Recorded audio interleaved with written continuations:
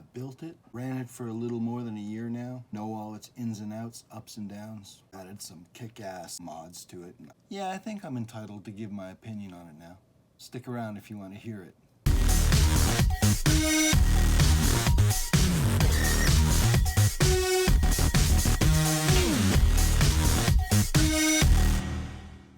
Welcome everyone. If you're a regular, welcome back. And if you're new and you just stumbled onto this video, well, don't forget to hit that subscribe and the bell. Today, I'm gonna do I don't wanna call it a review. It's more like an overview and my honest opinion, just for you, the watcher.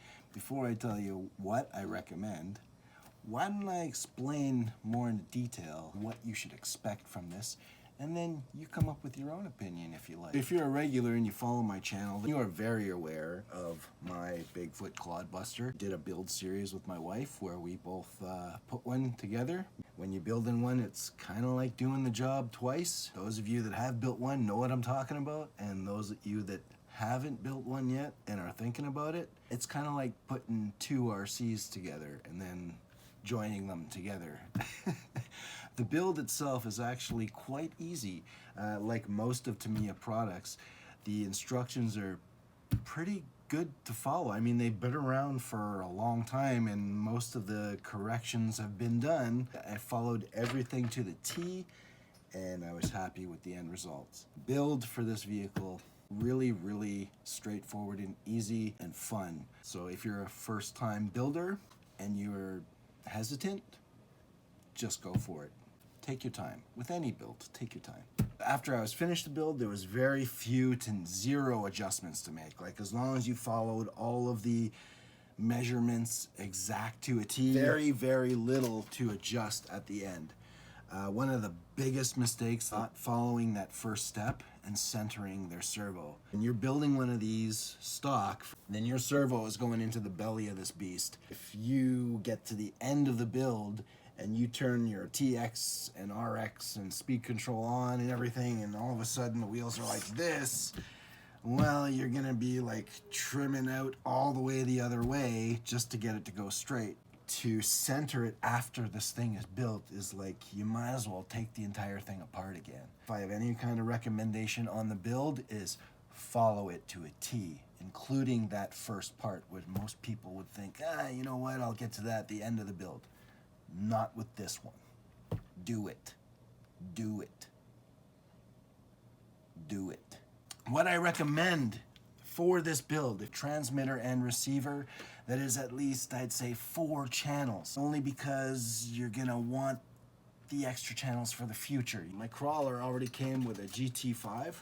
Considering what you get, it is one of the cheapest things. This is a 6-channel setup. So all I had to do was order a nice cheap $26 BS6 receiver and put it in this thing. I recommend a bearing set. Now this thing comes stock with, I think, bushings, and they're plastic. They're not even brass bushings. So get yourself a bearing set, and you don't have to go and get the crazy ceramic.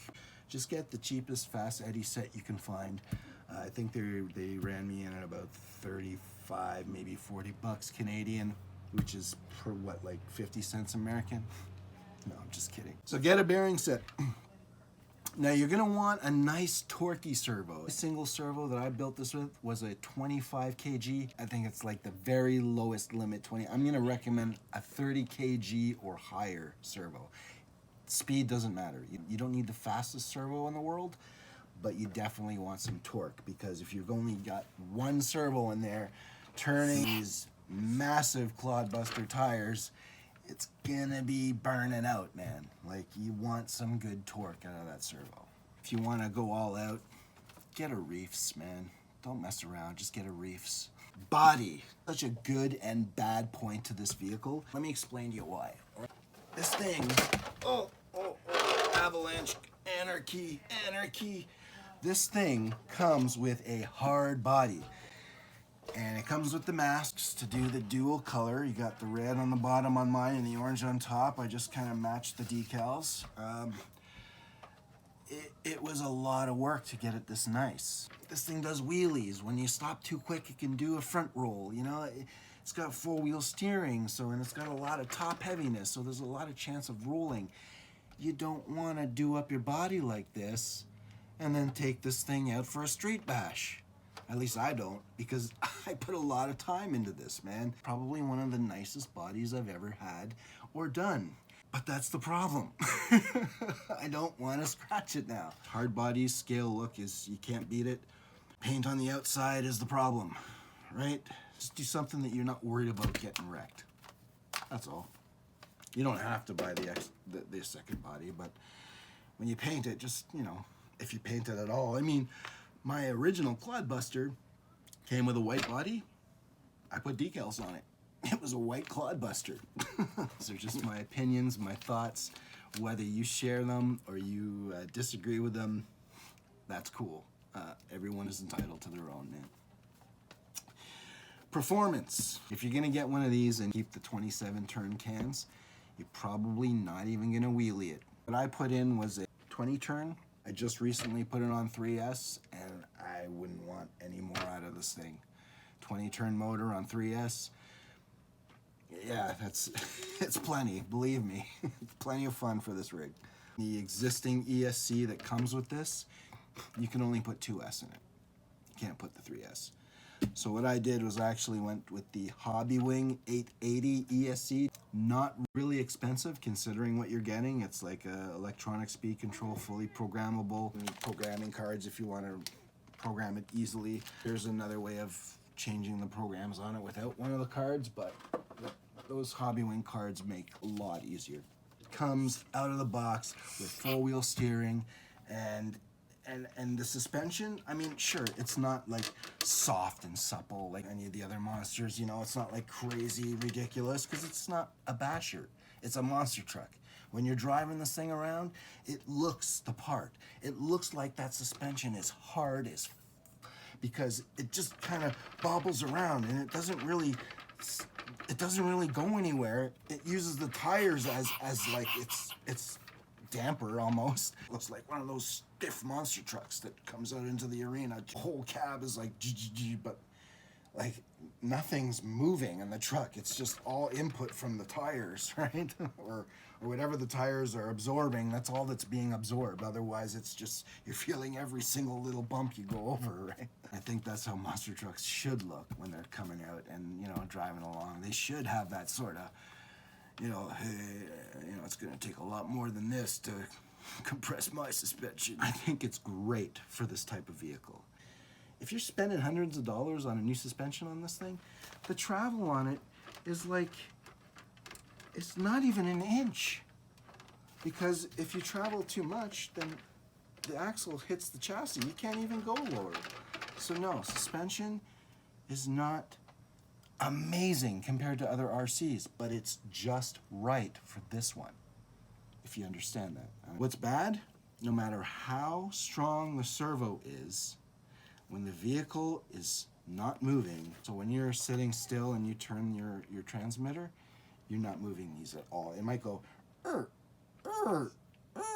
you hear like the servo going all the way inside, and these are barely moving because there is so much slop in the original setup. It's not an incredibly heavy truck, so when the vehicle is actually moving, there's no trouble. It steers beautifully. So it's a bad point, but it's not that bad, really. I did it before and after the servo on axles, and you see the difference, and man, what a difference. I couldn't say that I've done a better mod than the ukmonsters.co.uk, also known as the Clod Shop. I got the 2 sets for this from them, and night and day, guys, night and day. I love the way this thing steers. Plus, I've got 2 different servos now for the front and the rear axle, and I can make it crab walk. I can make it just front wheel steer. I can make it just rear wheel steer. It's pretty awesome.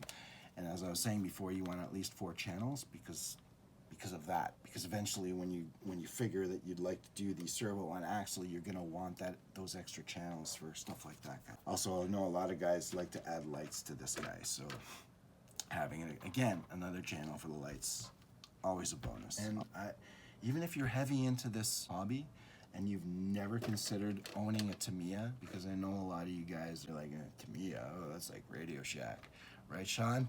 And, you know, but even Sean says the Clod Buster is a fun RC.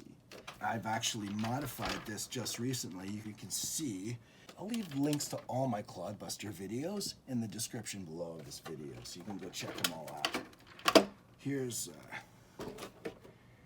how I set it up. My ESC where the servo used to be.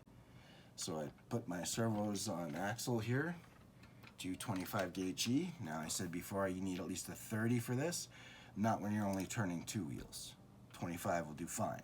And I just recently did this mod where I can fit a 3S battery in there, a big fat pack. I cut off the top of the holder here, and then I cut off the top of the other side as well, and it slides in there nice and easy. It's beautiful, man. I think this is the best method I've seen so far. So definitely check out that video as well. I put the Hot Racing spools. So these are locked. So I don't have unlocked diffs in this thing.